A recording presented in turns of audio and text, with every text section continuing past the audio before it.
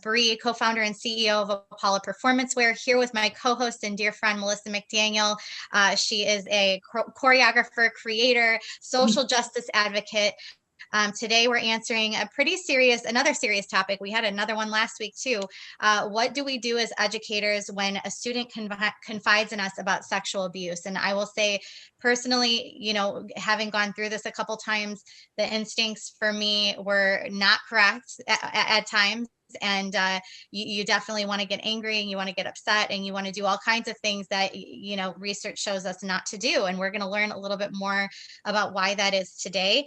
There's a lot of work to do in the dance industry to better protect our students from sexual predators, and work we can do to educate ourselves on spotting warning signs, as well as understanding the proper steps to take to make sure our students feel protected and safe, and that our parents feel that their children are protected and safe with their confidence and with just frankly their children. So before we introduce our guest panelists for this very important episode and topic, I want to give a few reminders.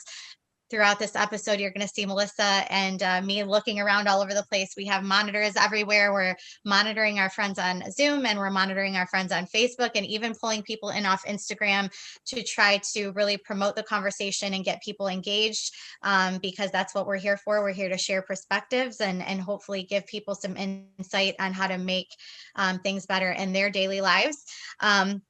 And we want this conversation to be accessible, so please do share and contribute. So again, pop any comments in the chat and on Zoom. We'll make sure we get your questions and comments answered throughout the conversation. And Melissa, let's get to it. Let's introduce Lee. Great. I cannot wait to introduce Lee for the second time. They are back. Yes, again, they came back again. So I want to first start with the letting everybody know that if you need to protect your peace or leave the conversation because this conversation is triggering to you, please do so. We do not want anyone to suffer through or feel pain while we are having this discussion. And we understand that this may be a reality for a lot of you, either as a victim of abuse or someone who has had to help a student through it. So please make sure that you take any steps that you need to make sure that you are safe while we have this conversation, and you can come and join us back anytime. And then as far as introducing Lee, I do want to highlight that Lee is queer and non-binary. So you will notice us using pronouns throughout the show, the pronouns them and they, which are their preferred pronouns. See, I did it right there, which are their preferred pronouns. So Lee Whitsling, the second time expert with us here on Beyond the Steps, is a dancer and therapist living in Southern Vermont. Lee grew up in the dance studio world where they studied tap, ballet, and jazz in St. Louis, Missouri for 12 years before finding the happy place in modern and improvisational techniques. They spent 3 years with Illinois-based modern dance company Back to the Left Productions. Lee has a master's degree in dance movement therapy and counseling from Antioch University, New England, and has worked as a school counselor, a residential dorm head, a dance teacher, and now works in private practice, psychotherapy, primarily working with trans and gender non-conforming adolescents. We are so happy to have you back, Lee. Thank you for joining us. Thank you, Melissa, for that introduction. It's always like just a nice little shock to hear about myself. So I appreciate it. I just want to start. What do you say? Wonderful things. Oh, thank you. I just want to start by reiterating what Melissa said, that this is a really, really hard topic. I've gone through this process of having someone confide in me several times before, and every time it feels hard. Even as someone who's coming on as the expert talking about this, it still feels hard. And even in this moment, I even feel my nervous system activating a little bit because it's a heavy, heavy topic. So with that, I do want to say, leave this conversation if right now is not the right time for you. Come back to it when it feels good. The whole point of this conversation is for us to talk about how we can show up as adults who are ready and are able to support kids. If we're not able to do that, we're not going to be super helpful. So even with this conversation, I want to just ask us to take it really, really slow. Right now, even myself in this moment, I'm sitting with my feet up cross-legged. I'm going to move my feet to the ground. I'm just going to ground myself. I'm putting my back really up against a pillow. I'm getting myself really grounded for this conversation. So I invite you to do the same thing. If you need to take a few breaths, put your hand on your heart, really bring your nervous system down and be here with us if it feels okay to do that right now. Take pauses, do what you need to do, drink your water, get comfy, close your eyes, whatever you need to do to be in this conversation, either right now or if you're watching it later. You have so many skills on your own to do that. And I'm happy to meet with any of you after if you want some more skills for that. So let's just move really slowly today. And as we head into this conversation, I also just want to say that this is not a full training. We cannot cover all of this in an hour. It's the same for all of your topics every week. But know that if you still have questions when you leave, it's okay. And there are a lot of resources out there, a lot more training you can get. But right now, we're just going to talk about how to show up and be present in a conversation in the moment a little bit. Thank you, Lee. That is great tips. Right when you said that, I had to uncross my legs and put them on the ground. So I've already taken one of your tips so far. So thank you so much for leading us out with that. And I want to get into one of the questions that I have is, as a dorm head and a school counselor, you work with children, or you have worked with children when they are at their most vulnerable. What kind of emotional support is it that a student, and particularly an adolescent, needs most when they have been a victim of sexual abuse? Yeah, listening to them, believing them, and then advocating for them. Mm-hmm. The most important thing is that someone might be sharing with you something really, really important that happened with them. And they need to be heard, and they need someone to just sit there and say, I hear you. I've heard what you said, and I believe that what you're saying is true. They need to be honored as actual small adults, especially teenagers are really soon to be adults. I think it's really easy to silence kids and not believe them. You'll see my dog moving around back here, sorry. And they need to be believed because they've been holding onto a secret for a really long time.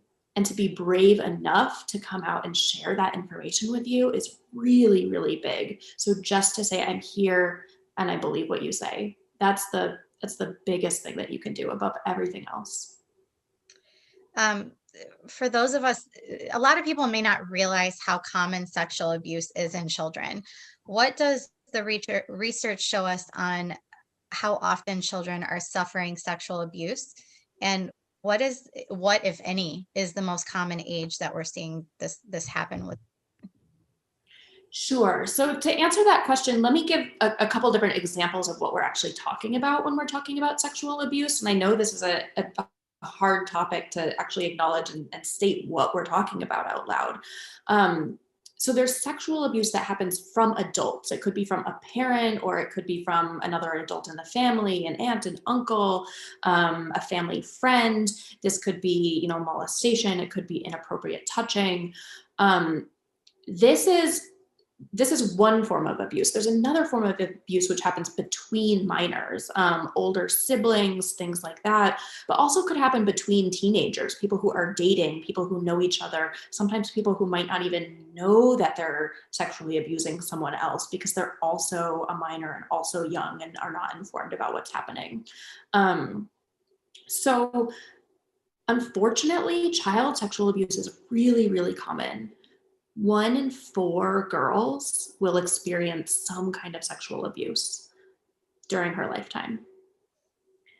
1 in 9 of those is by an adult. 1 in 9 girls will be sexually abused by an adult. So sometimes that happens, between minors with teenager on teenager. 1 in 9 girls will be abused by an adult. It's a little bit less for boys. About 1 in 20 boys will experience sexual abuse, about 1 in 53 by an adult. Those statistics will change a little bit depending on the different studies that you look at, but that's the range that we're talking about. And of course, just to mention that those statistics don't include trans individuals or children who are transgender. Statistics that we do not know are that 50% of transgender people are sexually abused during their lifetime. And some of those are as children. That's staggering.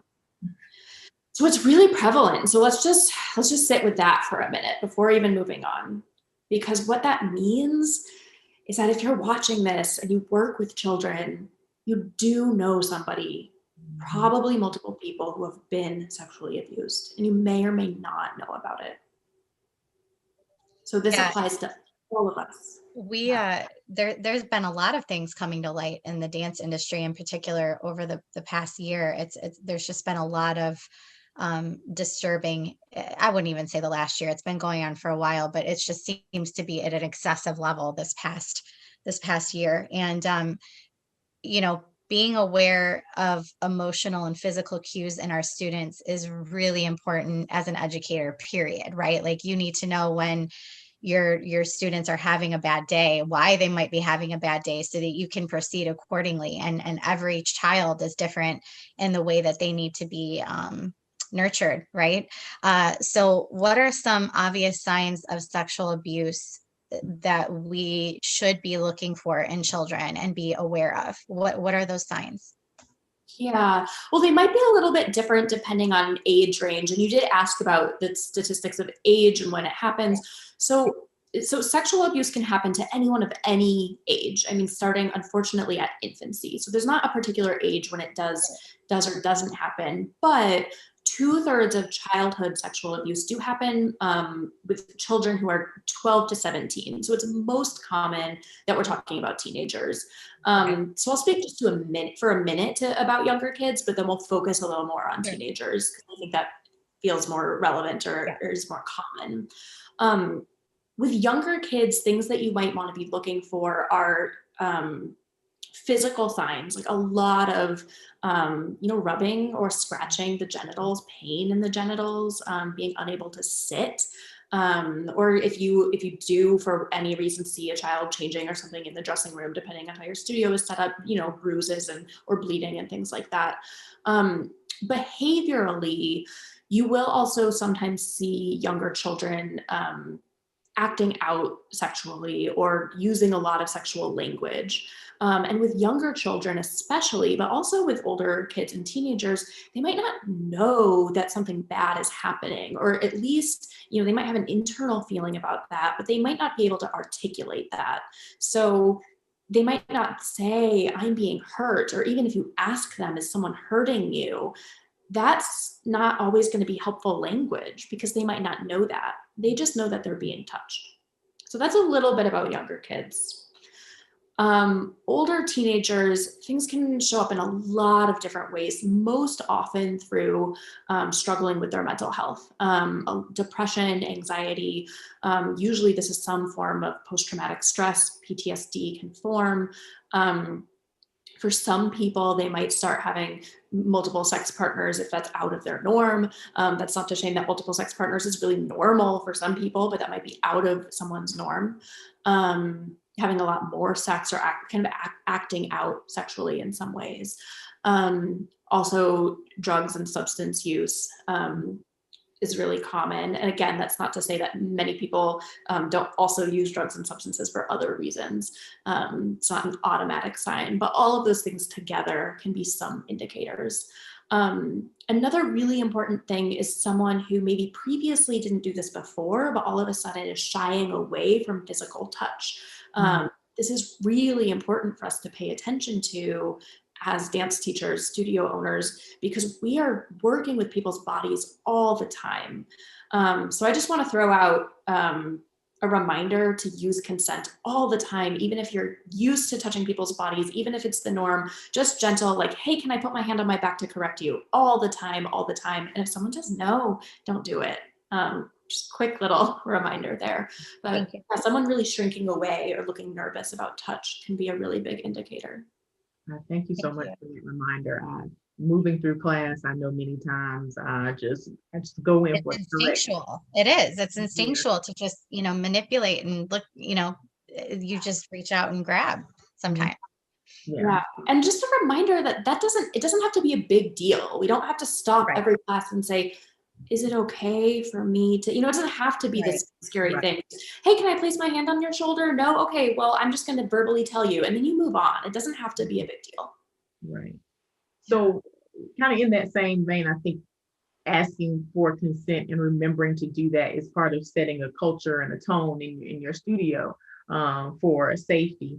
How do we set the tone for our students to feel comfortable to confide in us if they are having personal problems like sexual abuse? How do we create that space? Yeah.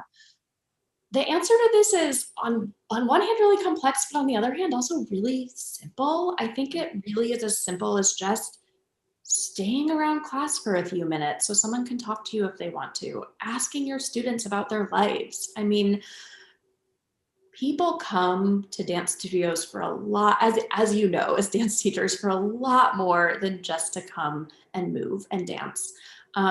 I shared it the last time I was on here, if any of you happen to see me, that both my grandmother came during World War II to a dance studio to escape, and my mom went to a dance studio to escape a really scary family situation, and it was our safe haven. So many of your students feel that safe haven in their dance studio. If someone is being sexually abused at home or somewhere else in the world, and they're coming to your studio to express their body and make their body big and take up space with it, that is an incredibly healing thing. So first, just to have the awareness that that might be something you're doing is such a powerful thing to hold and to not take that lightly. So I think just holding that and owning that and naming it with your students, naming that you're not just there to train them into professional dancers, or that might be something your studio does, but you're really raising humans that are going to become adults. And then on a practical level, just being present, checking in with people, saying, how was your day? What's going on? Like, hey, I heard your dad was sick. How's he feeling? Hey, I know you had that big thing at school. How'd it go? You're saying more one-on-one, not as a group with the class. You're saying making that connection with them on an individual level. Yeah. And also when things happen in a group, I do think that those, there are little indicators that you're someone people can talk to. It can be overwhelming if you constantly are going up to someone and asking them what's going on, if they feel overwhelmed. But the more you do that in a group shows that you're interested and you care about their lives too. So just really consistent showing up at the beginning. I remember even for myself in my junior year of high school, I had a chemistry teacher who just took attendance by like asking a get to know you question every day. And I still remember that like years later, just because he showed that he cared about something that was going on in our lives. Take attendance by saying like, what's your favorite candy? Those little things. I'm not saying that question in and of itself is like gonna prepare you, but those little things add up. And also just put resources out in your studio to mental health hotlines, local community resources, anything that's related to support for teenagers or information about sexual assault, information about taking care of your body, information about anything that you feel passionate about or that you feel like you want to be someone people could talk to you about. Put pamphlets out, put resources out so people see, oh, my teacher cares about this. Okay, maybe they have some information about this. Maybe I could go talk to them. Right. I have to just stop and pause for a moment about understanding the studio can be a healing space for people. That is, not that our work doesn't have purpose, because I think we all teach for not to teach professional dancers, but to help the whole human and raise and educate children, like to have that relationship with kids and have them have a relationship with dance. And to foster that relationship. So to understand that, we may have a dancer who's not there to be a rockette, but they are there because they need healing. And we are fostering that as well. It's just a beautiful, beautiful thing. So thank you for that. When it comes to this topic, I am sure there are some very clear reactions or responses that are unfortunately probably very natural, but they aren't correct or they can be harmful. So and some that are very affirming and supportive too. So they're on both sides of it. There's some reactions on both. Can you give us like 2 or 3 ones that are do's and 2 or 3 that are don'ts? Yeah. Do say thank you. Say thank you for telling me. Just know that this person took so much bravery to come forward and tell you about something that's happening. Do take it seriously, even if in your mind you're thinking, oh, that might be not such a big deal. They told you because it's a big deal to them. And they also might be testing your reaction. If you take this seriously, then you'll be able to take something else seriously. You might just be scratching the surface. It's unlikely that this person is telling you the entire story right then and there. So really take it seriously and tell them that they did the right thing by telling you. And asking what they need right then and there. Ask them what they want. Part of sexual abuse involves taking away someone's power, taking away someone's ability to be in control of their body. Right then and there, if you can give them as much control as they can have over the situation, that is the start of healing. So that's really important. Practically speaking, also not right in the moment. In the moment, you want to be there with them, but you do want to write down what they told you. You want to remember everything because there is going to be a process after this. We're going to talk about that a little bit today, and that varies depending on where you are, what policies are, what state you are in. So I can't give you an overall exactly what to do because it is going to depend. But I'll give you some ideas of what might happen next. Don't tell them you're not going to tell anyone. This is the hardest part. It's really hard. When someone comes to you, it's because they've been told for a long time, either quite literally and verbally, or they've gotten this idea.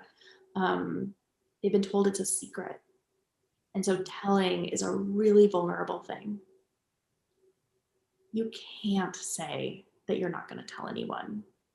Especially because you're probably in this conversation right now because you're not fully equipped to know what to do next. And so you have to ask for support and have to ask for help. And when abuse happens, you need other people involved. You can be really clear with the child, with the teenager, whoever it is, about what you're going to do next. You can say really clearly to them, I really do have to tell someone, and I'm doing this because even though I'm an adult, I'm not a magic adult, and I don't have all the answers, and I need support so that I can support you. You can tell them exactly what you're going to do to give them as much control as you possibly can. I think this is where a lot of people go astray. A lot of people think, I want to tell them what they want to hear. Or if I don't tell them all the people I'm going to tell, it'll kind of protect them. That's when it blows up later because they feel like they've been lied to. They feel like they didn't have control, and it really spins out of control. You can earn someone's trust by being as open and honest about your process as you can, and open and honest about when you don't know what to do. I have even myself been in situations where I haven't known exactly what to do. And sometimes I'm not always the person in control of what's going to happen next. Right. And you have to say that. Don't hug them without their permission. We're talking about someone who's been touched without their consent. So it's really, really natural to say, thank you so much for telling me, and want to give someone a big hug. Don't do that. As we just talked about, consent is really important. Some people might want that. Some people might really want to be held or hugged. That's not necessarily bad. If someone wants that, totally, but really, really ask before placing a hand on their shoulder or before doing anything. Let them tell you that so they can be in control. And then Bree brought up something at the beginning of this talk, which was about like getting really angry. Don't offer your own commentary on what happened, because this child is just starting to form their own story maybe about what happened. And sometimes, especially with little kids, but even for older kids, even for adults, they might not even recognize what they're sharing as abuse. They might not be coming to you saying, this was abuse or I was assaulted. It's even possible that they believe they're in a relationship with an adult or that they love this person. That's not always the case. Sometimes people are very aware they've been harmed. But telling someone, oh, this is wrong or that was horrible can really, really shake them up. So in the moment, really just say, thank you for telling me, and I believe you, and your story matters to me. Your own commentary or your thoughts or your anger matter for you, not in that moment. Right. That being said, they do matter for you. Please go get them out. Find a place, find your most trusted confidant, someone who's going to be completely confidential, whoever it is that you call next. Find a place, talk to your therapist, whoever it is, and get that feeling out so that you don't bring it back to that student. Find a place later where you can get that out. Yeah. Right. I mean, that's wonderful. You know, a lot of the things you said would be the first reaction that I would have. A hug. Yeah. I couldn't even imagine what it would take for me for a student that I've been with and taught and love to say something like that and me not go, oh my gosh. Like it just immediate. Yeah. It makes so much sense. Like that could be very triggering or very harmful to them to do that. And also I'm not going to tell anybody, because that's usually the first thing a lot of students will say. Can you not tell anybody? You're like, yeah. And then you realize, like you said, you're in a quandary because you have to tell somebody or else this won't stop. If you can't stop the cycle yourself. I think that we kind of may have, my follow-up question was about panic mode. This will send people into panic mode. And what do you do to make space for yourself to find out or to do what's next, but also manage the feeling of that you might be sending a child back into an abusive situation? Like, I feel like you instantly want to protect them and keep them and hold on to them. But a lot of times you can't do that until you get authorities involved, correct? Right. So first, I want to just offer a total reframe of what's happening, because it's instinctual when this happens. If someone comes to you and says they're being abused, or even if they don't say those words, they tell you something where you go, this is abuse, this is bad. In your mind, you're going, this is the worst thing that's ever happened. This is horrible. This is the worst moment of my life. It's going to feel that way. It really is. It still feels that way to me every time. However, as we know, and this is not good news, this is the hard part, child sexual abuse is happening. It's happening right now. It's happening every day. And unfortunately, it is happening to people that you know. When someone tells you, that is the moment that change gets to start to happen. That is the moment that healing starts to happen. This moment is an amazing, amazing, and good moment. It doesn't feel good for you as the adult because you're finding out about it. It sucks. There's no other word for it. It sucks. But for the child, this is an amazing turnaround moment. It might not feel good for them in the moment either. But in terms of the process, there's a shift happening. So if you can take a moment and pause and just stop and say, this is not the worst moment. This is not the moment that the abuse is happening. This is the moment that we're shifting into change and shifting so that healing can happen. Wow. Shifting so that we can stop this. That will stop you from panicking. This is the good moment. The child who's with you is safe right now while they're telling you. They're not being abused right now in this moment. That's amazing. If you were watching it happen, that's a different story, but you're not hearing about it. This is, the panic is in your body and it's not actually in the world. So come back to those grounding techniques, put your feet on the ground, put your back against your chair, do some breathing, use all the grounding techniques that you have and slow down. And I know I'm taking a long, slow answer to this question because that's what we have to do. Yeah, I love it. It's what you're saying is so helpful and it's so important. And it seems so simple, but a lot of it's not instinctual. So it's so important. I'm going to ask you a multi-part question. I have a lot of different pieces to this question, but when a student confides in you about their experience, who you approach and how in different scenarios. There's a handful of different things I'm going to throw your way right now. First, what if the child, what is your response? I know you said you can't promise them that you're not going to say anything. What if the child specifically asks you not to say anything, period, or not to say anything to their parents? Yeah. So this is where it gets really tricky. So I'm going to back up a little bit before even answering that specific question, just to locate like what's actually going to happen next. Because there's the moment of being with the child, and then there are things that happen next. I feel like it's really important to spend a lot of time thinking about what happens in those moments with the child, because most trainings focus on what happens next. That being said, I'm not going to ignore it because there are lots of steps to take. Right. So like I said, I can't give a full training on what to do because one, it varies from state to state in terms of your legal requirement. What I'm talking about is in most states, people who work with children are considered mandated reporters, which means they're required to tell the state when someone is being abused. So that's what the law says.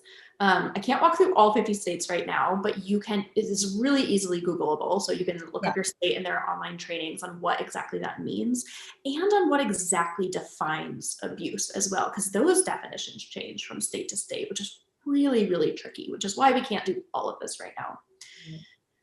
In addition to that, there's a whole lot of nuance here about involving the state, involving law enforcement, especially when we're thinking about our students of color, families of color, families who are in poverty, and how these different organizations and institutions interact with different people from different communities. We can't get into all of the nuance in this conversation. So I want to take a minute to acknowledge that what happens next is going to be really specific to what your resources are, meaning what the laws are, what your community resources are that you are connected to, who you know, who you're able to connect with, which is why my advice is to make those connections, and what your resources are, meaning your own capacity and ability to see what's going on and understand what you're able to do. If I've lost you here, that's okay. We're going to slow down because this is really complex. But I just want to make sure I acknowledge that what happens next is really going to depend on your studio and its philosophy. And so your studio and whoever works there need to really figure out what your philosophy is around this and work with that. So just want to put that little disclaimer out there that there's a lot of different moving pieces that are really hard, that we can't quite get to in this. We've got 25 minutes left, but I can do as much as we can. So there's no protocol there is a protocol statewide on how to handle this with authorities. But as far as parents go and sharing it with, if you don't feel safe telling their parents or they ask you not to tell their parents or not to tell anyone, we know you said do not promise that you won't say anything, but there is no requirement or structured do this or that, don't do this or do that about telling parents or sharing with parents. Right. So what I'll say about this is that for most states, some states may have particular laws about this, as if you go through a training, you can read about this in your state. But for the most part, the laws relate to interaction with the state itself. The laws don't say anything about parents, about what you tell the actual family. So what this means is you do have some of your own authority to really determine what feels safe and what doesn't. So my initial reaction is, one, don't make this decision on your own. I mean, bring in someone who knows what they're talking about. Like I just said, form those community relationships. Have a relationship right now with someone who is a social worker, a mental health counselor, someone who you regularly talk to. If you're a studio owner or someone who's, working regularly with dancers or things that you could end up in a situation like this, you should have some community connections so that they can inform you on what to do in this particular scenario. I I'm not going to give a blanket statement on yes or no, because it could be that a child is informing you that they are being abused by their parents. Right. It could be that a child is saying they're being abused by somebody else. It could be that they're saying they're being abused by somebody else and they've told their parents and their parents don't believe them. My general rule of thumb, I'm going to say, is if you have a relationship with these parents and a child is telling you something about the parents, or I mean about someone other than the parents, call them up. But talk to the child and say, this is going to happen, or would you like me to do this with you, or would you like to be here with me while I do this, or would you like me to be here with you while you do this? If you are in a position where you're a mandated reporter and you are making a call to the state is going to contact the family. You're not going to keep this a secret from the family. So that's where the decision making comes in, is you know this family, I'm assuming, or at least know the child. You can make decisions about how that information gets to the family in a way that's going to protect the child. So what I'm going to offer as my piece of advice, because I can't give a clear-cut answer on yes or no, or do this, don't do this, is what is going to support this child who has been abused in feeling the safest and going back to the safest situation? That is the question you have to ask. Yeah. If you find yourself asking a question, how will I maintain a relationship with this family so they keep coming to my dance studio? That's the wrong question. Right. Find yourself asking the question, what if rumors spread in my studio, or I do the wrong thing, or people think that I did the wrong thing?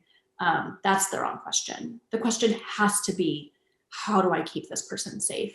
It has to be that and nothing else. Okay, next part of this question. Thank you. This is all really helpful.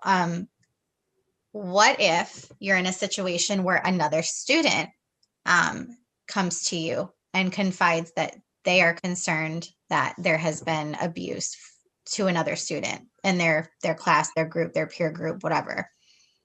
Yeah, this is really, really tricky. In terms of, okay, so just like legally nuts and bolts. Right. Legally nuts and bolts, this is where you get in tricky water, because a lot of like mandated reporting stuff is about suspecting abuse. That language is really unclear. So generally the law is very muddy. What I will say is, if you haven't had someone come and tell you that they're being abused, like probably no one's going to come after you, just from a legal standpoint only. If you don't know about something, you don't know about something. Again, that's purely legal, but it's not ethical. From an ethical standpoint, gosh, it is a really hard. I'm going to be honest. My reaction would be, I need to find out if this is true. I need to find out from the child. But is that for if there is a potential victim of abuse and they didn't come to you, is it harmful to them if they have been abused and aren't ready to speak on it yet? Right. Or, God forbid, this is like, just misunderstanding and miscommunication, or another child who is just, assuming or throwing things out that aren't true, which, I mean, that happens. How do you get to the bottom of that? I don't know that I'm being honest. I don't know that I could sit back and just go, I'm going to do nothing with this information. Right. Yeah. Right. And this is where one of those pieces gets really tricky, as someone who's like, I'm a mental health counselor. So the way that I might manage this, or I might sit back on information and watch things unfold in a little bit different way because of the way that I'm trying to be looking for nuance. Gosh, this one is so hard. And I would say, generally speaking, if you have relationships with these kids, then you should be communicating with them. Yeah. But you are not an investigator. Right. It is not your job to go and pressure someone into telling you something. Imagine a scenario in which it is true that a child is being harmed. They are being abused by another adult. And then you as an adult come in with the intention of really pushing them, that's going to feel really overwhelming, and they're going to feel even smaller. Mm-hmm. So what you need to do is show up, be checking in with that kid, but really gently, by creating space in the ways that we talked about before for them to come to you. Saying like, hey, I really noticed that you've been missing a lot of class lately. I just want you to know that I'm here for you. Is there anything you want to talk about? If they say no, they're saying no. And just like I said before, asking for consent is so important. Let them be in charge. This one is really hard. But what I will say is that almost nothing is as imminent a crisis as we think it is. It's really easy for our nervous systems to be up here and think, I have to solve it this minute. If someone is being abused, especially in an ongoing way, it's probably true that it's probably been happening for a while. Trying to solve it in the moment when you're up here isn't going to make it go well. So I would say you hear about it, you go home, and you contact those people in your life who really know how to do this stuff. You contact your mental health counselor, your social worker, your people in the field who really have experience with this, your local organizations who work with sexual assault, and you have them talk you through what to do. And in the meantime, you're checking in with this child and gently just observe. You're using all of your senses and observing things. Yeah. And it's hard. Yeah. Yeah. It's hard for me hearing you say it. And I can't imagine being in that moment. But okay, last part of this segment, and then we're going to move on to the next one. But if they come to you, they confide in you this information, and they don't name somebody, they don't put an identity on their abuser.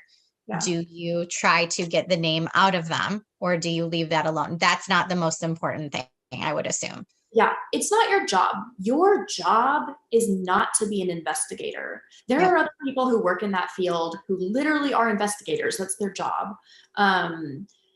Your job is to be their teacher, or whoever you are in their life, their mentor, their support. They came to you because they wanted to share their feelings with you. They didn't come to you because they wanted you to be an investigator. The details are not, whatever they want to share is the most important thing. And the details of that, beyond that, are not relevant in that moment. Yeah. And I want to make sure that I share that, there are a lot of different things that can happen after abuse. And most commonly, one thing that happens is there is some sort of investigation. Whether this is, if it's something that happened at school, it could be through their school. If it's something that happened, law enforcement is often involved, which is really tricky and complicated. But in any type of investigation, this involves telling a story over and over and over again. And that is re-traumatizing. It is so traumatizing for that child. So if you're pushing for those details, all you're doing is making them tell you something that they're then going to have to repeat. Yeah. So what you want to do is write down what they did tell you, and make sure you have as much information as you do have, but don't push them to say more.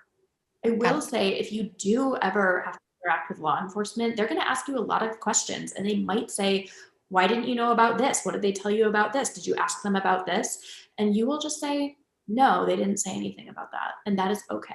Mm-hmm. Yeah. Thank you so much. That was all very, very helpful. And I know Elizabeth Kessler here on Zoom had a question. I think I answered it, but Elizabeth, let us know if you have additional questions or need additional clarity there. Moving on to the next segment, what kind of training, a lot of times as a studio director or an owner, maybe you're not the one that's with the kids a majority of the time. Maybe it's your faculty. What kind of training can we provide our faculty to ensure they understand how to handle these types of situations, or know, at the very least, they need to let the studio director know that this is happening, or they don't? What is the protocol there? Yeah, so generally most institutions will have, whatever the training is specific to your state. So that's like just a legal thing. So you can look up whatever the laws are for reporting child abuse in your state. Again, I will say that mandated reporting is really complicated, and you should also have a conversation with your studio about your philosophy around that. But the training itself for what that looks like and what the legal requirements are really straightforward, and usually it's like an online training that everyone should take. So should take, but in the dance industry, because there's very little regulation, that's not happening. And I mean, if we're going to be super honest, yes, there are these state mandates, but dance studios kind of fall in this gray area for some reason when it comes to mandates and training and working with children. There's just not a whole lot of requirement there. So do you decide as a studio owner, this is what we're going to do? Or, I mean, are there places where your faculty can get trained? Are you allowed to require your faculty to have that training in order to be employed in your business, even though it's not technically a legal requirement?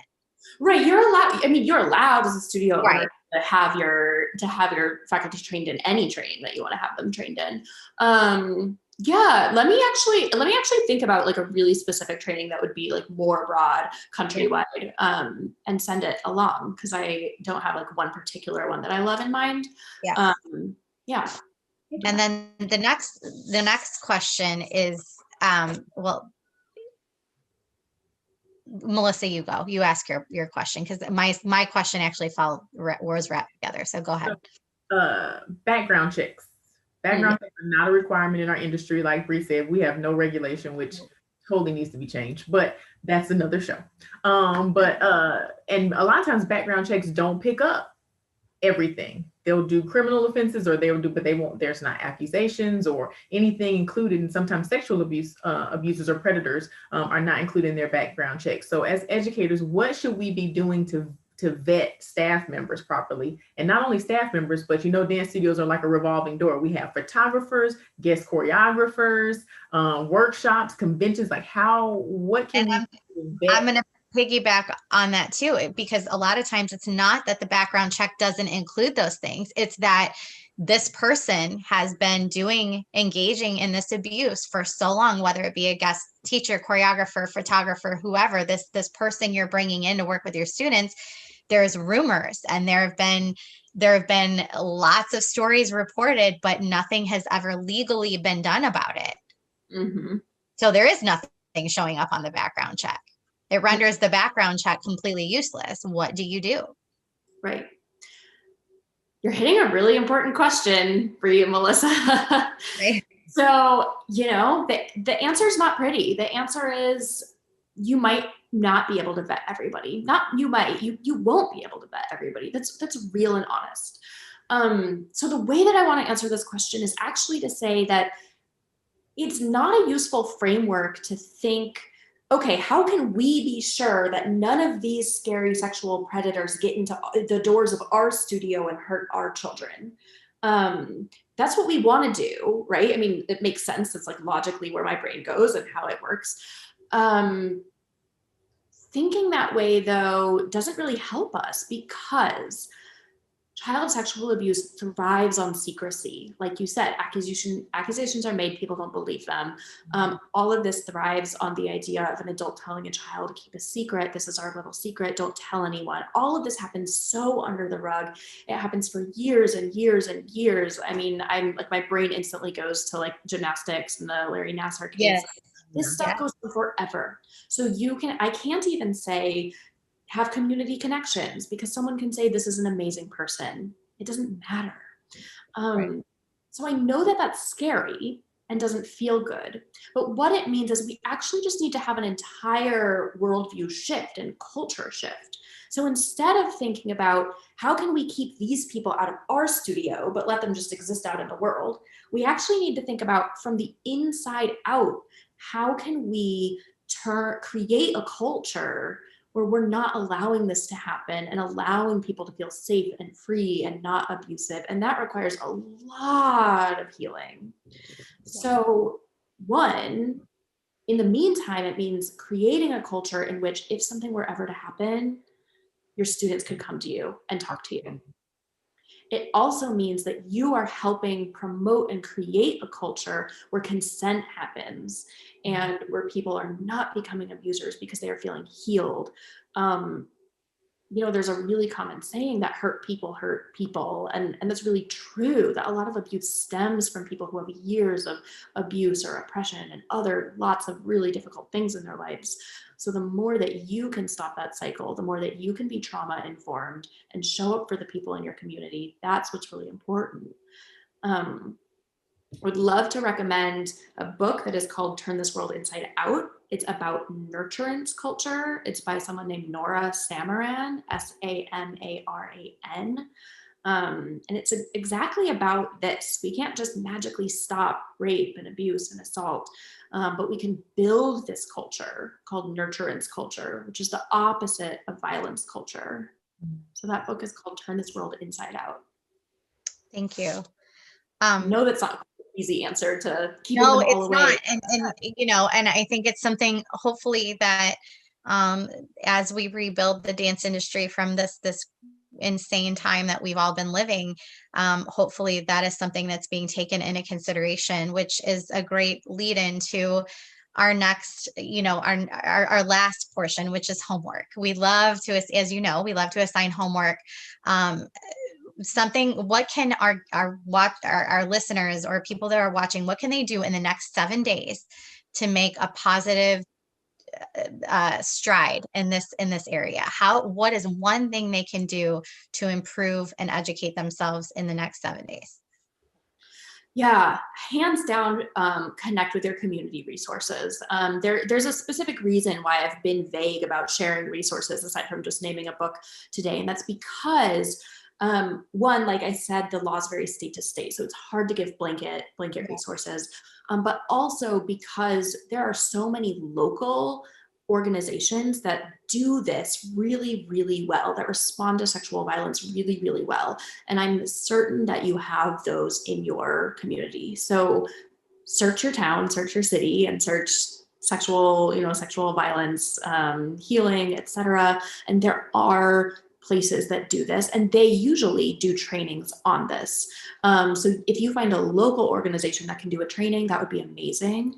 But also just call them up and say, this is who I am, and this is this weird limbo where I live in, where I work with children, but I'm not a teacher, I'm not a counselor, I'm not a clergy member. What do I do? What do I need to do? And how can I learn from you? Well, and honestly, that applies to everything. That applies to physical therapists, doctor, you should have relationships really with all nutritionists, all of these people, because you're working with children, to be able to turn to your students and say, here are a list of resources for whatever it is that you're going through and dealing with.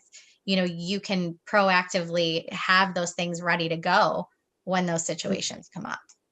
Exactly. And build those resources so you're not calling up one of those centers for the very first time. You don't want to call the Center for Violence Prevention in the moment that you've heard about abuse happening. You want to develop most of these community leaders are happy to have that relationship, or come in and even just talk for free to your students, to your parents. They want that connection. They're really anxious for it. So exactly. Yeah. So call them up and say, this is who I am, do a training. And then when something does happen, you can say, hey, I know you and I'm really panicking. And then they're going to want to be there. Otherwise, they're going to say, gosh, I really wish you had been there for this training. Right. That's exactly what you can do. Just do a Google search, figure out who those people are, call them up and just tell them who you are. You don't have to have any other agenda, but just to say, I want to know who you are in case I ever need you. Right. And figuring out those state mandates as well for wherever it is that you are in the world. Lee was generous enough to provide a couple additional resources for us here in the Zoom chat. Melissa's going to pop those into Facebook, but Serving Teen Survivors, a Manual for Advocates. There's a link for that resource. And then also the Child Help National Abuse Hotline. We're going to put that number in both chats as well. And of course, obviously, by no means is it everything you need to know, but the STEPS 2020 initiative, we have modules that were donated by professionals in regarding racism, gender equity, sex abuse and prevention, injury prevention, dance medicine and science, nutrition, all of those things. And we have these modules that you can take virtually. You can take that for free if you go to apolloperformance.com, search the STEPS 2020 initiative. It stands for Studios for Equity, Prevention, and Science. So make make sure you're taking that course. It is a free resource. Anytime you can get anything for free, it is so helpful. And it really is a great catalyst and a jumping off point for you to do more work. It'll kind of point you in the right direction. So check that out. And of course, our friends at YPAD donated the sex abuse and prevention module to that STEPS course. They do fantastic work.